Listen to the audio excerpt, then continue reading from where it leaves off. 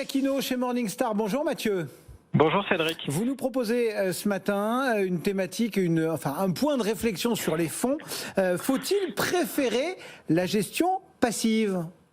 Et oui, c'est une question que beaucoup d'investisseurs se posent.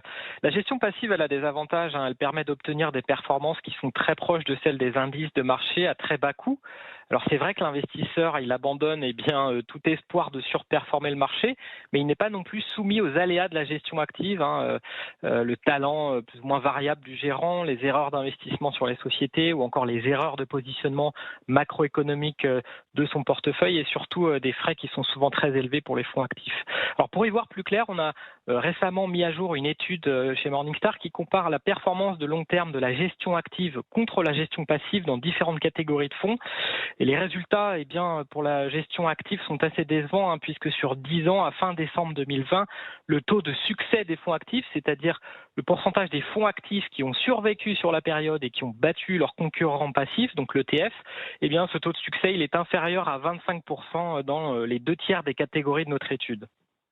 Voilà donc le premier regard que vous nous proposez. Alors, si on lit cette étude et ces résultats, qu'est-ce qui explique qu'ils soient décevants ? Pour la gestion active, principalement, le frein, ce sont les frais, puisque en fait, si on regarde des performances brutes, c'est-à-dire avant que les frais soient pris en compte, le fonds médian arrive à dégager une certaine surperformance par rapport à la gestion passive. Mais une fois qu'on prend en compte les frais de gestion annuels, la performance passe en dessous de la gestion passive dans la plupart des cas. Ça confirme un constat qu'on cesse de répéter. À long terme, les frais ont vraiment un impact colossal sur la performance que vous obtenez en tant qu'investisseur. Et la gestion passive, à ce titre, à bas coût, donc, elle est généralement plus compétitive sur le long terme. Est-ce qu'il y a quand même des catégories où les gérants actifs, finalement, arrivent à tirer leur épingle du jeu ? Oui, tout à fait. Il y a des segments de marché un peu moins efficients qui offrent un terrain de jeu plus lucratif pour les gérants actifs, et c'est là que leur talent et leur effort de recherche peuvent vraiment faire la différence. Si on regarde par exemple dans la catégorie des fonds actions Europe petite capitalisation, donc les petites valeurs, ou bien encore les fonds actions des pays émergents, le taux de succès de la gestion active, il est de l'ordre de 30%.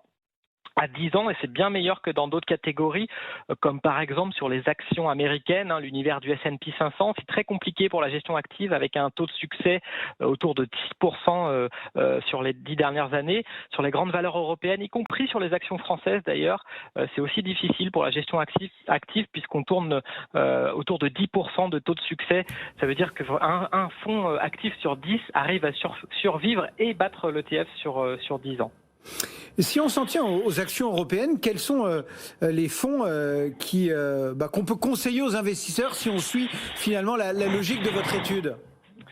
Si on regarde sur les actions européennes de grande capitalisation et qu'on ne souhaite pas prendre le risque de la gestion active, les statistiques tendent à montrer que c'est difficile pour cette gestion active. On peut se tourner vers les ETF.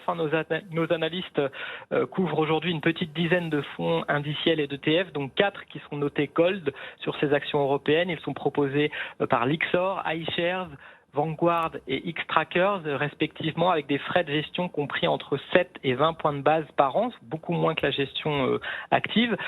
Sur le petit et moyenne valeur européenne, là où la gestion active a plus de chances de succès, on peut mentionner 2 fonds actifs couverts par notre équipe de recherche avec des ratings positifs. Le premier, c'est le fonds Comgest Growth European Smaller Companies et le deuxième, c'est le AXA Europe Small Cap. Ces 2 fonds privilégient les valeurs de croissance. C'est un peu plus marqué chez Comgest, mais ils sont tous les 2 pilotés par des équipes de gestion expérimentées.